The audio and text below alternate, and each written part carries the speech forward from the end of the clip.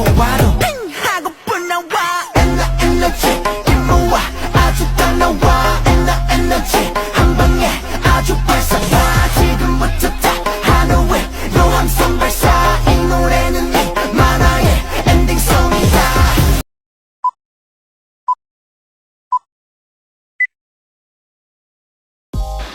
Assalamualaikum warahmatullahi wabarakatuh. Kami dari kelompok 9 akan mempresentasikan tentang perusahaan digital.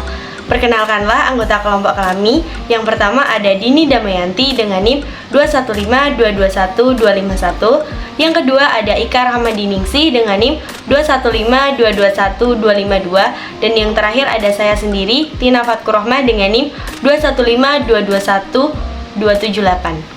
Materi yang pertama yaitu e-commerce. E-commerce adalah suatu proses pembelian dan penjualan barang secara elektronik melalui internet. E-commerce adalah singkatan dari electronic commerce atau perdagangan elektronik dalam bahasa Indonesia.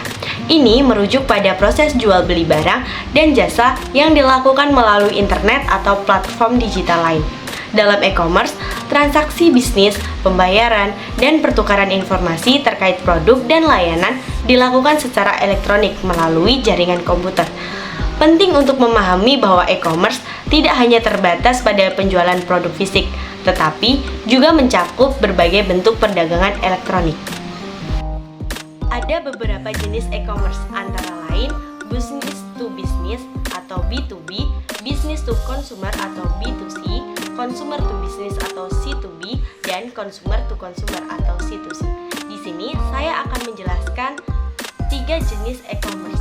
Yang pertama ada business to consumer atau B2C, mencakup produk-produk retail dan jasa untuk para konsumen individu. Contohnya, Berners&Noble.com yang menjual buku, perangkat lunak, dan musik kepada konsumen individu. Yang kedua ada business to business atau B2B, mencakup penjualan barang-barang dan jasa antar bisnis. Contohnya Milpro.com, Milacron Inc., website yang menjual alat-alat potong, roda gerindra, dan alat-alat berat ke lebih dari 100.000 bisnis mesin kelas kecil. Yang ketiga ada consumer to consumer atau C2C, mencakup konsumen yang menjual secara langsung kepada konsumen.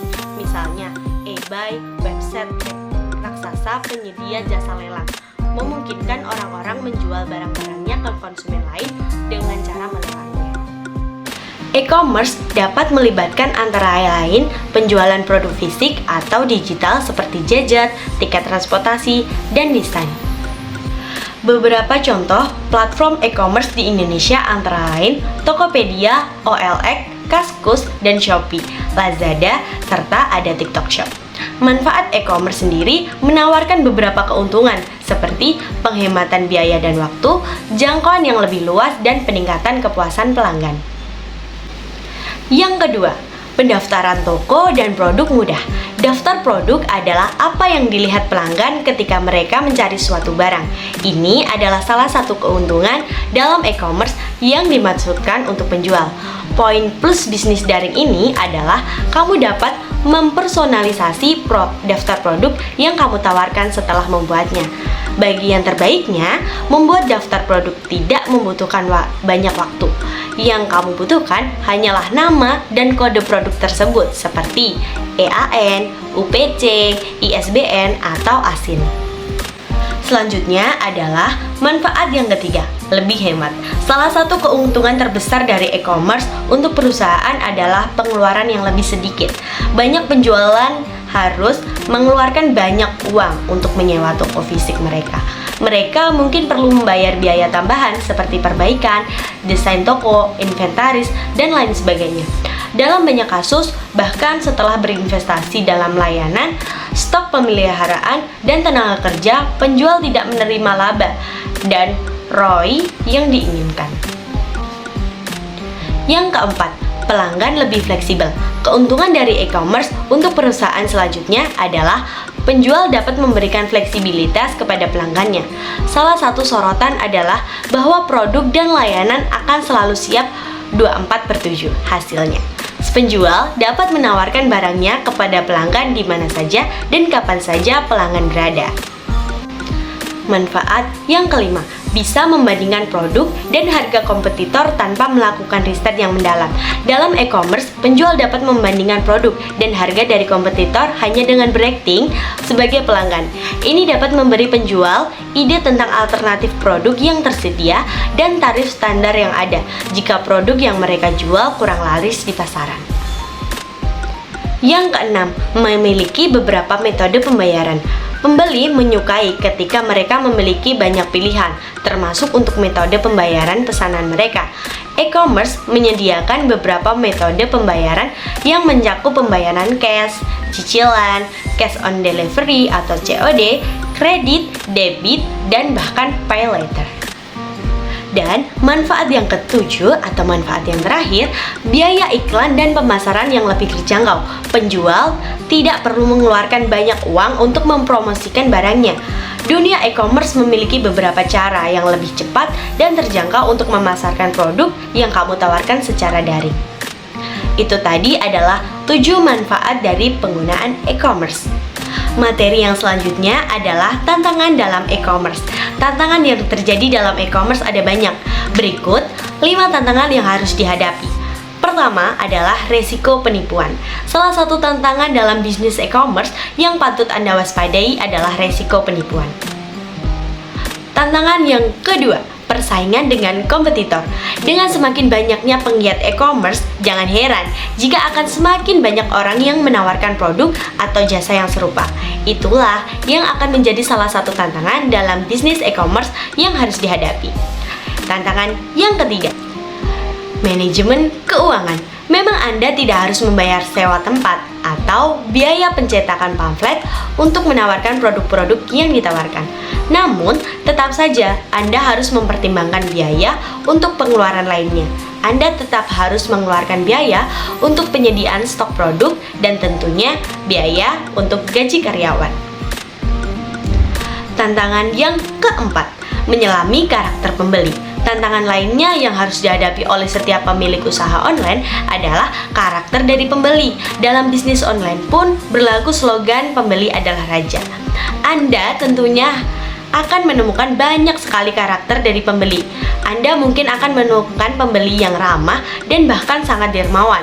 Tapi ada kalanya juga akan berhadapan dengan calon pembeli yang karakternya unik.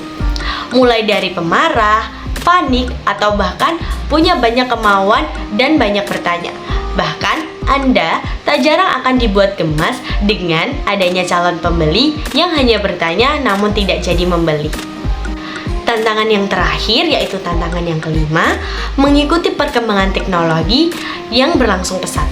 Sebagai pelaku bisnis e-commerce, Anda dituntut untuk senantiasa responsif terhadap perkembangan teknologi dengan mengikuti perkembangan teknologi yang kian pesat. Anda pun akan memiliki senjata yang lebih ampuh dalam memasarkan produk-produk semakin tanggap dan Anda dalam menghadapi tren teknologi yang tengah berkembang.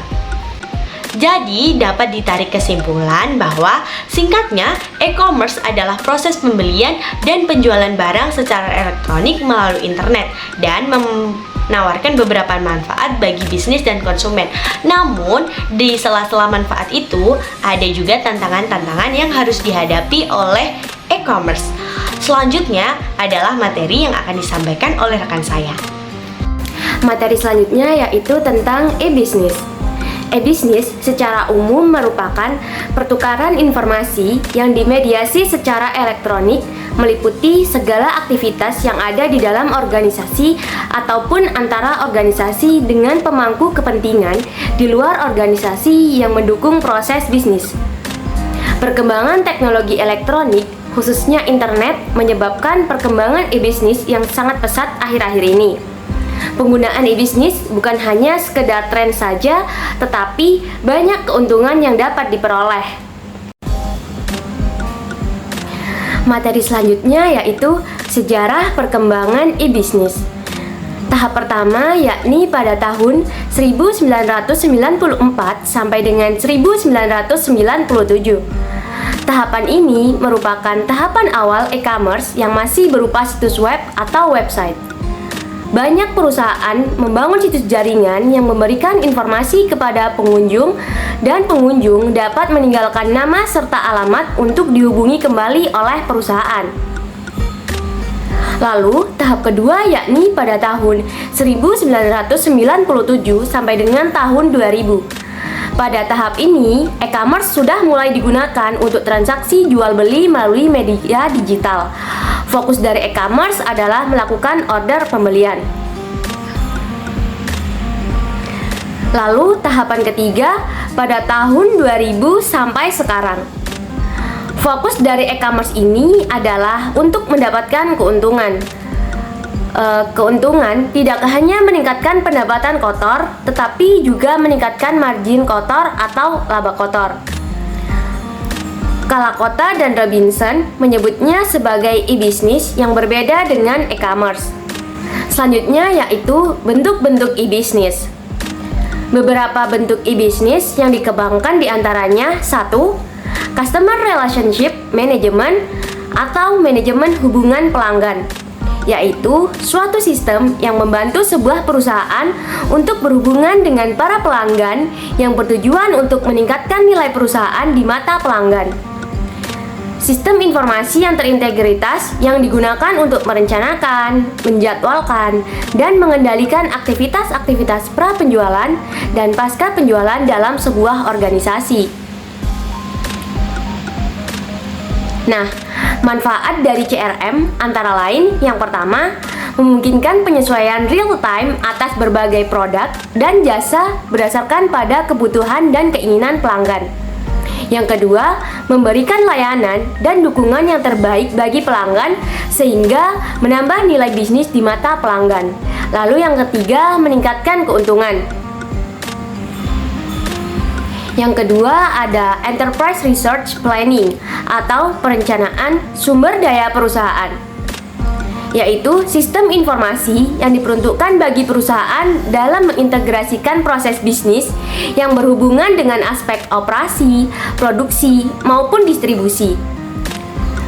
Mengintegrasikan semua aktivitas inti perusahaan yang meliputi penjualan dan pemasaran, pemeliharaan, produksi, pengadaan, gudang, sumber daya manusia, dan keuangan.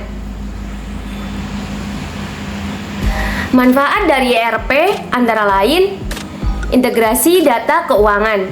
Dikarenakan semua data disimpan secara terpusat, maka para eksekutif perusahaan memperoleh data yang terbaru dan dapat mengatur keuangan perusahaan dengan lebih baik.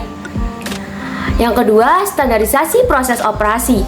ERP menerapkan sistem yang berstandar di mana semua divisi akan menggunakan sistem dengan cara yang sama. Dengan demikian, operasional perusahaan akan berjalan dengan lebih efisien dan efektif. Manfaat selanjutnya yaitu standarisasi data dan informasi. Basis data terpusat dapat diperoleh dengan mudah dan fleksibel untuk semua divisi yang ada dalam perusahaan.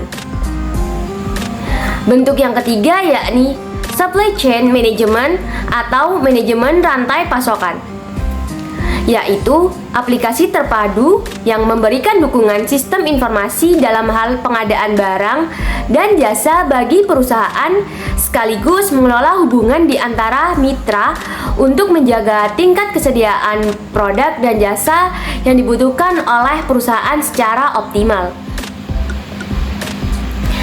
Mengintegrasikan pengiriman dan proses order, pengadaan bahan mentah, order tracking, penyebaran informasi, perencanaan kolaboratif, pengukuran kinerja, pendistribusian produk, dan pengembangan produk baru. Nah, manfaat SCM antara lain yang pertama, meningkatkan hubungan antara pembeli, pemasok, distributor, dan mitra bisnis. Lalu, mengendalikan persediaan, menurunkan biaya, memberikan kepuasan bagi pelanggan, dan pastinya meningkatkan keuntungan bagi perusahaan. Beralih ke materi selanjutnya yaitu keuntungan penggunaan e-business. Beberapa keuntungan yang bisa didapatkan dari e-business yang diantaranya seperti memperluas pasar. Dengan e-business, perusahaan atau pebisnis dapat memperluas pasarnya sehingga dapat memasuki pasar nasional maupun internasional, sehingga pebisnis dapat menjangkau banyak pelanggan. Lalu, menekan biaya telekomunikasi dan waktu transaksi serta penerimaan produk. Konsumen dapat melihat barang, spesifikasi, dan informasi lainnya melalui internet, sehingga tidak perlu repot-repot harus mendatangi penjual. Keuntungan selanjutnya yaitu meningkatkan citra yang baik di mata para konsumen, tentunya dengan pelayanan yang baik juga. Sebab dengan media internet, informasi dapat dengan cepat tersebar. Setelah tadi membahas mengenai keuntungan penggunaan e-bisnis, selanjutnya yakni kelebihan menggunakan e-bisnis.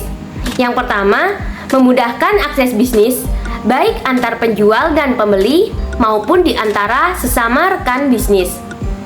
Lalu, membuat target konsumen tepat sasaran. Hal ini karena melalui e-bisnis, penjual dapat mengatur kemana saja target pemasaran. Selanjutnya, menghemat waktu.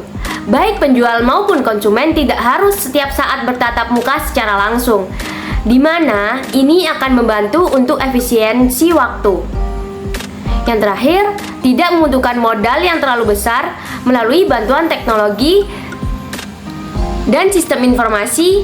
Para pelaku bisnis tidak perlu khawatir mengenai ketersediaan modal yang terlalu besar. Hal ini dapat disiasati dengan pengoptimalan e-bisnis sebagai alat promosi dan alat komunikasi. Nah, selain ada keuntungan dan kelebihan, pastinya tetap ada kekurangan dari e-bisnis ini.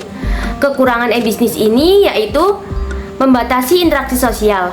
Hal ini karena komunikasi bisnis dilakukan secara online atau menggunakan bantuan teknologi saja, sehingga intensitas pertemuan antara penjual dan pembeli menjadi terbatas. Selanjutnya, beresiko terjadi penipuan. Dikarenakan proses transaksi tidak dilakukan secara langsung, maka rawan terjadi tindak penipuan. Biasanya, hal ini terjadi pada pebisnis pemula yang masih minim pengetahuan mengenai bisnis di internet. Yang terakhir, rawan terjadi gangguan. Seperti yang kita ketahui, bahwa apapun kegiatan yang melibatkan mesin sebagai alat bantu, beresiko untuk terjadinya gangguan seperti kehilangan sinyal, kerusakan jaringan, atau kesalahan sistem. Materi selanjutnya yakni unsur-unsur yang terdapat pada e-bisnis. Unsur-unsur tersebut diantaranya seperti ada unsur pelaku bisnis. Pelaku bisnis ini seperti organisasi, produsen atau perusahaan, supplier, rekan bisnis, dan konsumen. Lalu unsur yang kedua ada alat atau sumber daya yang digunakan, yang meliputi teknologi informasi dan komunikasi. Unsur yang ketiga yakni kegiatan dan sasarannya, meliputi kegiatan dan proses bisnis seperti pelayanan, penjualan dan transaksi, serta operasi bisnis utama. Unsur selanjutnya ada tujuan. Tujuan ini seperti komunikasi, koordinasi, pengolahan organisasi, transformasi, proses bisnis, dan berbagi informasi. Lalu unsur yang terakhir yaitu keuntungan yang bisa didapatkan. Terdapat beberapa definisi pengertian model bisnis menurut beberapa para ahli, yaitu yang pertama menurut Thomas Whelan, David Hanger, model bisnis adalah metode untuk menciptakan uang dalam lingkungan bisnis yang konkret. Hal ini terdiri dari kunci struktural dan karakteristik operasional suatu perusahaan, di mana bagaimana perusahaan itu menerima dan menciptakan profit. Kemudian yang kedua yaitu menurut Itami Anoshino, model bisnis adalah formula keuntungan, sistem bisnis, dan sistem pembelajaran. Yang ketiga yaitu menurut John Mullins Randy Komisar, model bisnis adalah pola dari aktivitas ekonomi, aliran kas dari dan keluar dari suatu bisnis untuk sebagai tujuan dan waktu yang menentukan apakah suatu bisnis tersebut kehabisan kas atau memberikan hasil yang menarik bagi investor. Singkatnya, model bisnis ini adalah fondasi ekonomi suatu bisnis dalam semua aspeknya. Kemudian yang keempat yaitu menurut David Waston, model bisnis ini mendeskripsikan operasional perusahaan termasuk semua komponennya, fungsi dan proses yang menghasilkan biaya bagi perusahaan itu sendiri dan nilai bagi pelanggannya. Yang kelima, menurut David J. Teich, model bisnis ini mendefinisikan bagaimana sebuah perusahaan ini menyediakan nilai kepada pelanggan dan transfer pembayaran untuk profit. Dan kemudian yang terakhir yaitu menurut Alexander Osterwalder, ini mendefinisikan bahwa model bisnis ini mendeskripsikan mengenai logika bagaimana sebuah organisasi ini menciptakan, memberikan, dan mengontrol nilai dan bagaimana uang diterima oleh perusahaan. Namun transformasi model atau struktur bisnis ini merupakan bukan hal yang mudah, terutama pada perusahaan yang sudah mapan dengan model tradisionalnya. Ini dikarenakan karena adanya beberapa alasan, diantaranya yaitu yang pertama, manajemen ini merasa model konvensional tersebut merupakan model yang sudah tepat dan dapat menghasilkan laba. Pemikiran seperti ini tuh benar jika kondisi persaingan tersebut itu statis atau tidak dinamis, yang berubah terus-menerus karena adanya banyak faktor lingkungan. Yang kedua adalah keengganan untuk mentransformasikan ke struktur baru karena banyaknya model yang sudah ditanamkan. Misalnya yaitu aset-aset tetap yang tidak dapat dikembalikan karena perubahan struktur manajemen tidak mau mengorbankan lini produknya yang sudah berhasil bertahun-tahun tersebut. Misalnya kita bisa lihat pada perusahaan toys yang sudah menanamkan modalnya ke lebih dari 1000 toko mainan. Nah, perusahaan ini akan sangat sulit untuk merelokasikan asetnya yang mahal dan banyak tersebut dalam waktu yang singkat dengan melakukan transformasi radikal ke penjualan secara elektronik, karena perusahaan tersebut sudah mapan dan sudah menanamkan modalnya ke banyak toko mainan tadi. Nah, dalam hal ini transformasi model akan sangat mudah dilakukan oleh perusahaan-perusahaan yang berbasis e-bisnis yang masih baru atau e-startup. Untuk dapat mempertahankan diri dari perusahaan-perusahaan yang berbasis e-bisnis tersebut, maka perusahaan-perusahaan yang sudah mapan dengan model konvensional ini harus mempunyai perencanaan strategi yang matang dan terarah ke transformasi yang struktur ini. Nah, perusahaan-perusahaan ini harus bekerja keras dan cepat untuk melakukan perubahan. Aset-aset pada struktur lama juga harus segera diganti dan biaya-biaya yang sudah masuk lubang sudah tidak dapat dikembalikan lagi karena melekat pada struktur lama yang harus dilupakan dan memulai sesuatu yang baru. Kemudian yang selanjutnya adalah kerangka kerja model bisnis. Terdapat beberapa definisi menurut para ahli terkait kerangka kerja model bisnis ini. Yang pertama adalah menurut Field 2013 merupakan kerangka kerja dan elemen model bisnis hampir sama dengan definisi model bisnis itu sendiri. Kemudian yang kedua, menurut Morris tahun 2005 merupakan melakukan pendekatan model bisnis dari sisi entrepreneur. Nah, berikut ini terdapat 6 pertanyaan yang diajukan oleh Morris dan kawan-kawan untuk menjabarkan elemen-elemen model bisnisnya. Yang pertama yaitu mengenai bagaimana cara bisnis ini menciptakan nilai. Ini merupakan faktor yang berhubungan dengan penawaran. Dan yang kedua, untuk siapa sajakah bisnis ini menciptakan dan menyalurkan nilai tersebut. Ini merupakan faktor pasar. Yang ketiga, apa saja sumber kompetensi dari bisnis tersebut. Ini merupakan faktor kapabilitas internal. Yang keempat, bagaimana bisnis memposisikan dirinya sebagai kompetitif. Ini termasuk faktor strategi. Dan yang kelima, bagaimana cara bisnis menciptakan uang. Ini merupakan faktor ekonomi. Dan yang keenam, apa saja ukuran waktu, lingkup, dan ambisi dari bisnis tersebut. Ini termasuk pada faktor pribadi atau investor. Nah, sementara itu, Mather, Bailum, Friedrich, dan Kohler 2013 mengajukan pertanyaan-pertanyaan seperti berikut ini untuk menjabarkan kerangka kerja model bisnisnya. Yang pertama, bagaimana cara suatu bisnis ini menciptakan nilai kepada para pelanggan atau value creation. Dan yang kedua, bagaimana cara suatu bisnis ini memonetisasi nilai. Dengan kata lain, bagaimana bisnis mengkonversi nilai tambah menjadi profit atau value capture. Lalu jawaban dari dua pertanyaan tersebut adalah esensi dari model bisnis. Berdasarkan Theory of the Business, hal ini menjabarkan logika internal dan strateginya. Sebuah model bisnis yang efektif akan selalu memperkuat kedua aspek ini. Nah, dalam rangka dan upaya mengubah teori bisnis ini menjadi sistem penciptaan nilai yang sukses, Mather dan kawan-kawannya ini menganjurkan untuk memperkaya kedua pertanyaan ini dengan 2 pertanyaan tambahan berikut. Yang pertama adalah bagaimana sistem penciptaan nilai suatu bisnis ini dapat bekerja, yaitu bagaimana cara bisnis ini mengorganisir penyaluran nilai dan bagaimana suatu bisnis ini dapat menciptakan keunggulan struktur biaya yang berkelanjutan. Dan yang kedua adalah bagaimana logika fungsi marketing dan distribusi suatu bisnis, yaitu bagaimana bisnis ini dapat menarik dan mempertahankan pelanggan yang ada. Untuk materi yang terakhir yaitu mengenai manfaat adanya model bisnis. Terdapat beberapa manfaat yang dapat diambil dengan adanya model bisnis, antara lain yang pertama yaitu terkait dengan komponennya, di mana model bisnis ini memudahkan para perencana dan pengambil keputusan di perusahaan untuk melihat hubungan logis antara komponen-komponen dalam bisnisnya, sehingga dapat dihasilkan nilai bagi konsumen dan nilai bagi perusahaan tersebut. Yang kedua yaitu manfaat model bisnis ini dapat dipakai untuk membantu menguji konsistensi hubungan antar komponennya. Yang ketiga, yaitu model bisnis dapat digunakan sebagai pembantu menguji pasar dan asumsi yang digunakan untuk mengembangkan bisnis yang ada. Dan yang terakhir yaitu model bisnis ini dapat dipakai untuk menunjukkan seberapa radikal suatu perubahan dilakukan dan konsekuensinya. Mungkin sekian pemaparan materi dari kelompok kami, semoga bermanfaat bagi teman-teman semua. Terima kasih. Wassalamualaikum warahmatullahi wabarakatuh.